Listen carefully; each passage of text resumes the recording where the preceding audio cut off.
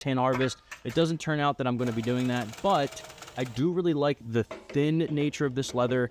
This is called a Cognac Balmoral. Balmoral is kind of the name of the lineup of the leather. Cognac is the colorway for this particular option. And it is a pull-up leather, so you see those lighter streaks in the leather that kind of come and go as the leather gets used. Now, because it's waxed on top, and when I say it's waxed on top, it's very very smooth. It is not like a candle wax where it's like sticky and kind of has that texture.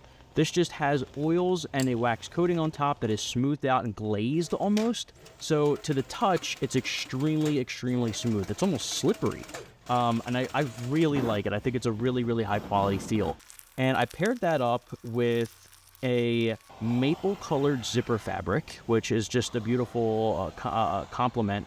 And I use antique brass hardware throughout all of my projects, throughout all of the lineup of products that I offer. I think antique brass looks amazing on full grain leather, no matter the color. I think it just matches really, really well, and it adds kind of like a vintage, almost rustic look to it.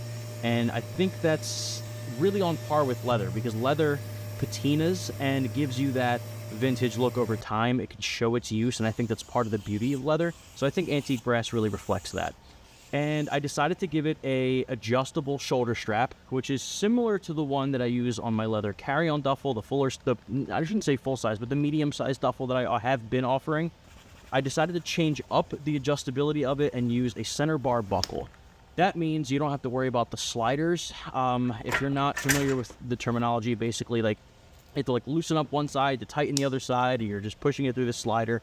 I never really like that. I think it's uncomfortable to use, especially with leather, because leather doesn't allow it to slide very easily. So using a buckle is something that I think everyone is familiar with when it comes to leather, because you know, most, if not all of your belts that you've been wearing your entire life are likely leather, and they use buckles. So I thought that that would be the most familiar, easily usable adjustability option, and it made it actually a little bit easier to make as well, because instead of one extremely large piece that has to fold in on itself in intricate ways and make it real difficult to install, I was able to split it up into two pieces, which you see here.